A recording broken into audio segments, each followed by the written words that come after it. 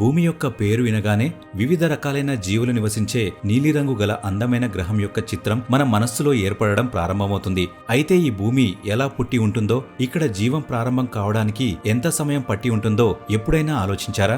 ఒకవేళ తెలియకపోతే ఈ రోజు వీడియోలో మన గ్రహాన్ని మరింత ప్రేమించేలా చేసే ఈ ఆసక్తికరమైన ప్రశ్నలకు సమాధానాలు తెలుసుకుందాం. సౌర వ్యవస్థ మరియు భూమి యొక్క పుట్టుక. భూమి పుట్టుకను అర్థం చేసుకోవడానికి ముందు మనం సౌర వ్యవస్థ ఏర్పడడాన్ని అర్థం చేసుకోవాలి. ఎందుకంటే ఈ విషయాలన్నీ ఒకదానితో ఒకటి సంబంధం కలిగి ఉన్నాయి. మన భూమి లేదా సౌర వ్యవస్థ ఏర్పడడానికి ముందు, అంటే ప్రారంభ దశల్లో ఈ ప్రదేశంలో ధూళి మరియు వివిధ వాయువులతో చేరిన మేఘాలుండేవి. అసలు ఈ మేఘాలు ఎలా ఏర్పడ్డాయనే ప్రశ్న మీ మదిలో వచ్చి ఉండొచ్చు. అయితే ఈ మేఘాలను నెబ్యులా అని కూడా అంటారు. దీని లోపల ధూళి, హైడ్రోజన్ మరియు హీలియం వాయువు ఉన్నాయి. సరిగ్గా ఈ రోజు నుండి 460 కోట్ల సంవత్సరాల క్రితం ఈ మేఘాలలో బలమైన పేలుడు సంభవించింది.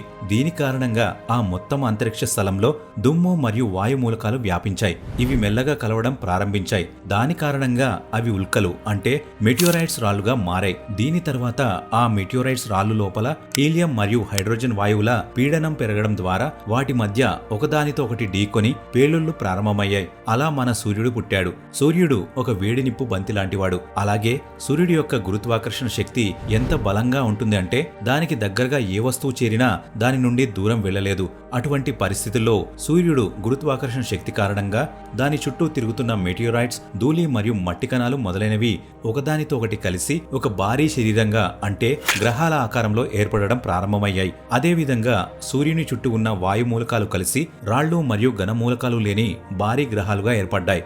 ఈ విధంగా రాతి గ్రహాలు సూర్యుడికి దగ్గరగా ఉన్నాయి మరియు మిగిలిన 4 వాయు గ్రహాలు సూర్యుడికి కొంత దూరంలో ఉన్నాయి. ఆ తరువాత అలా ఏర్పడిన గ్రహాలన్నీ సూర్యుని చుట్టూ తిరగడం ప్రారంభించాయి. ఆ కారణంగా వాటికి వృత్తాకార మార్గం సృష్టించబడింది మరియు అవి సూర్యుని గురుత్వాకర్షణ శక్తితో కట్టుబడి ఉంటాయి. ఈ విధంగా మన సౌర వ్యవస్థ పూర్తి సిద్ధంగా ఉంది. ఆ సమయంలో భూమిపై లేదా మరే ఇతర గ్రహంపై జీవం యొక్క ఉనికి ఊహించడం కష్టం. ఎందుకంటే ఈ రాతి కణాలు ఢీకొని గ్రహాలు ఏర్పడిన ప్రక్రియ కారణంగా ఆ గ్రహాలలో ఉష్ణోగ్రత చాలా ఎక్కువగా ఉంటుంది. అలాగే భూమితో సహా ఇతర గ్రహాలపై నిరంతరం ఆస్ట్రాయిడ్స్ మరియు మెటిరాయిడ్స్ రాళ్ల వర్షం కురిసేవి.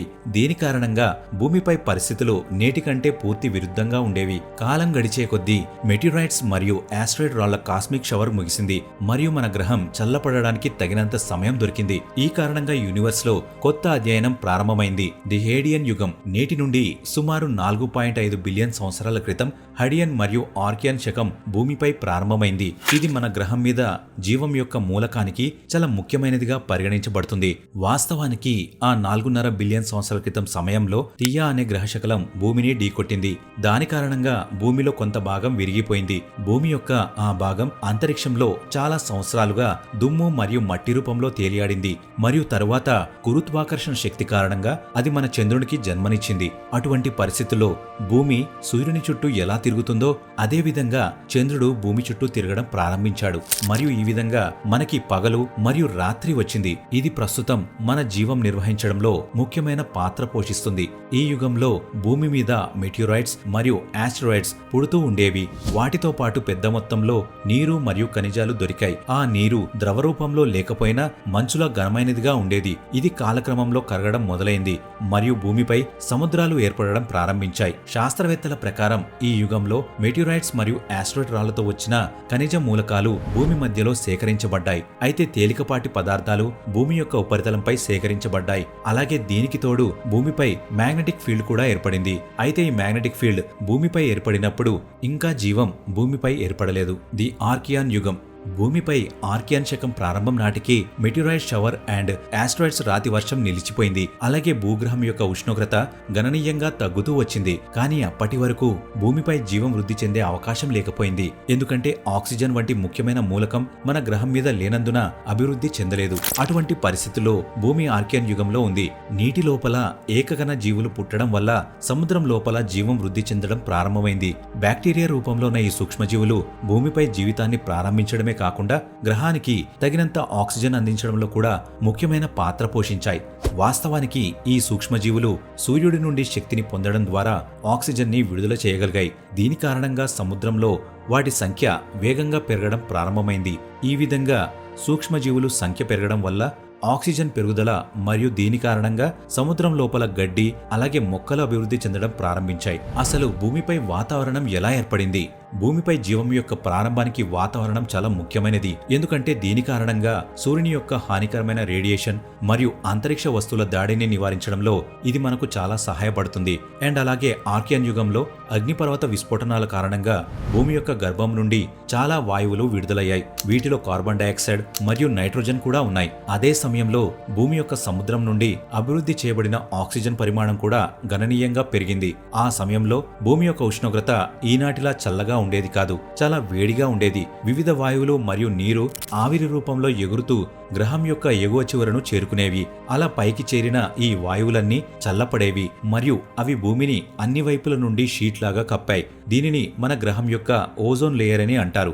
ఇదే వ్యవధిలో భూమిపై కూడా నిరంతరాయంగా వర్షాలు కురుస్తూనే ఉన్నాయి. ఎందుకంటే భూమిపై ఉన్న నీరు వేడి ఉష్ణోగ్రత కారణంగా ఆవిరైపోయి ఆపై మేఘాల నుండి తిరిగి భూమిపై వర్ష రూపంలో పడడం ప్రారంభించింది. ఈ విధంగా భూమిపై సంవత్సరాలుగా వర్షాలు కురిశాయి. దాని కారణంగా భూగర్భ జలాలు పేరుకుపోయాయి. అయితే భూమిపై ఉన్న సముద్రాలు కూడా వేగంగా విస్తరించడం ప్రారంభించాయి. ఇప్పుడు భూమి యొక్క ఎగువ ఉపరితలం చల్లబడింది. అయితే భూమి యొక్క గర్భంలో ఉన్న వేడి భూమి నుండి బయటపడడానికి మార్గం కనుగొనబడింది. అటువంటి పరిస్థితుల్లో భూమిపై అనేక అగ్నిపర్వత విస్ఫోటనాలు సంభవించాయి. ఆ తరువాత బయటకు వచ్చిన వేడి అదనంగా చల్లబడినప్పుడు అది నీటి ఉపరితలంపై భూమి రూపాన్ని తీసుకోవడం ప్రారంభించింది.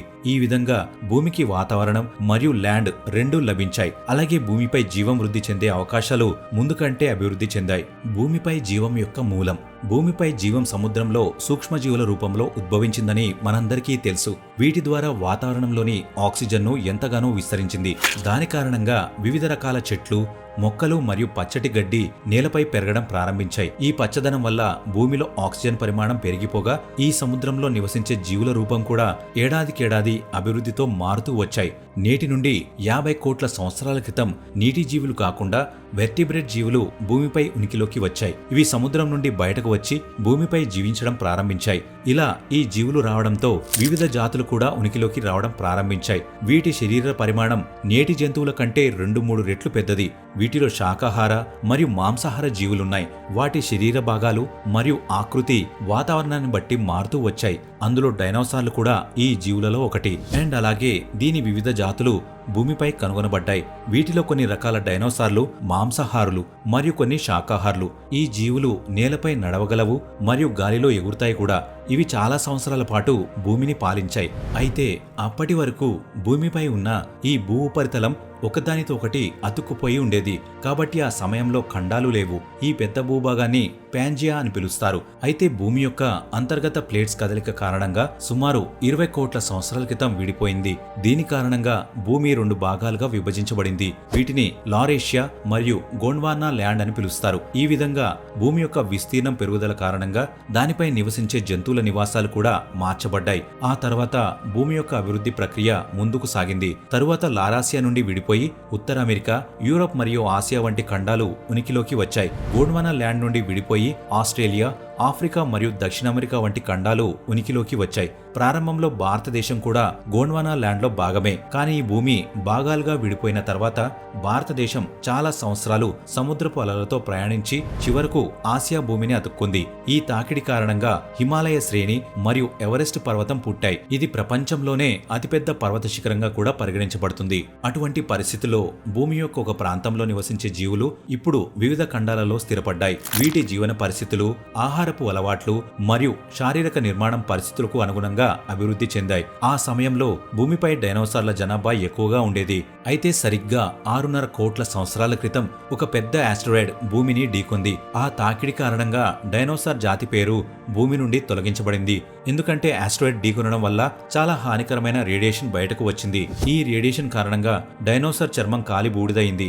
అండ్ అలాగే ఈ పేలుడు ద్వారా అభివృద్ధి చెందిన కాంతి కారణంగా చాలా డైనోసార్స్ గుడ్డివి అయ్యాయి. అయితే ఈ ఆస్టరాయిడ్ ఏ స్థలాన్ని తాకిందో అక్కడంతా లోతైన గొయ్య ఏర్పడి అందులో ఉన్న దుమ్ము, మట్టి, రాళ్లు గాలిలోకి ఎగిరి అంతరిక్షంలోకి చేరాయి. అటువంటి పరిస్థితుల్లో చుట్టూ ఉన్న డైనోసార్లు వెంటనే చంపబడ్డాయి. అయితే గాలిలో ఎగురుతున్న డైనోసార్లు అంతరిక్షం నుండి తిరిగి వచ్చే వేడి రాళ్లు వాటి మీద పడి చనిపోయాయి. ఈ విధంగా భూమిపై ప్రతి చోట విధ్వంసం యొక్క దృశ్యం ప్రారంభమైంది. అయితే తాకిడి కారణంగా భూకంపాలు మరియు అగ్నిపర్వత విస్ఫోటనాలు ప్రారంభమయ్యాయి. ఈ పేలుళ్ల కారణంగా భూమి యొక్క ఉష్ణోగ్రత వేగంగా పెరగడం ప్రారంభమైంది. అయితే గాలి, ధూళి, పొగ మరియు సముద్ర తుఫాను యొక్క సుడిగాలి గరిష్ట స్థాయికి చేరుకుంది అండ్ భూమి యొక్క 90% జీవం పూర్తిగా నాశనం అయిపోయింది. ఈ గొప్ప పేలుడు సమయంలో ఎలుక పరిమాణంలోన్న చిన్న జీవులు మాత్రమే మనుగడ సాగించగలిగాయి. ఆ జీవులన్నీ భూగర్భంలో నివసించాయి కాబట్టి ఆస్ట్రాయిడ్ తాకిడి వల్ల ఉత్పన్నమయ్యే రేడియేషన్ వల్ల వాటికి ఏం హాని జరగలేదు. ఈ తాకిడి కారణంగా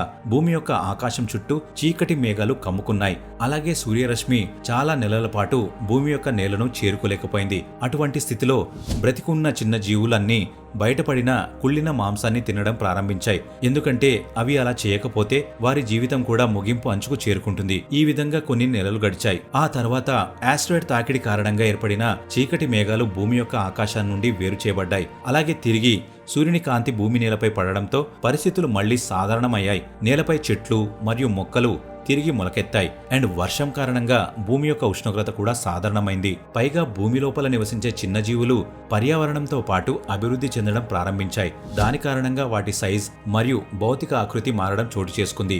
చెట్లపై ఉన్న పండ్లు తినడానికి వారు కోతులు మరియు చింపాంజులు వంటి ఆకృతిలో బలమైన చేతులు మరియు పంజాలు కలిగి పరిమాణం చెందారు. కానీ టెక్టోనిక్ ప్లేట్ల కదలిక కారణంగా ఆఫ్రికాలో మరోసారి 2 భూభాగాలు ఢీకొన్నాయి. దాని కారణంగా కొత్త పర్వత శ్రేణి ఏర్పడింది. ఈ పర్వతాల అభివృద్ధి కారణంగా ఆఫ్రికా అడవులలో తక్కువ వర్షం కురిసేది. ఇది నేరుగా చెట్లు మరియు పండ్ల ఉత్పత్తిలో తీవ్రమైన కొరత ప్రభావం ఏర్పరిచింది. అటువంటి పరిస్థితుల్లో అడవిలో నివసించే జీవులు ఆహారం కోసం చెట్టు నుండి దిగి నేలపై నడవడం ప్రారంభించాయి. అలా ఈ విధంగా అభివృద్ధి ప్రక్రియ ప్రారంభమైంది మరియు మన పూర్వీకులు తమ ఆహార కొరతను తీర్చడానికి వేటాడడం ప్రారంభించారు. ఆ తర్వాత మంటను కనుగొని వారు పచ్చి మాంసానికి బదులుగా వండిన మాంసాన్ని తినడం ప్రారంభించారు. మన పూర్వీకులు ఆహారం కోసం చాలా దూరం ప్రయాణం చేసేవారు కాబట్టి వారు రాత్రిపూట సురక్షితంగా ఉండడానికి గుహలను తమ నివాసంగా చేసుకున్నారు.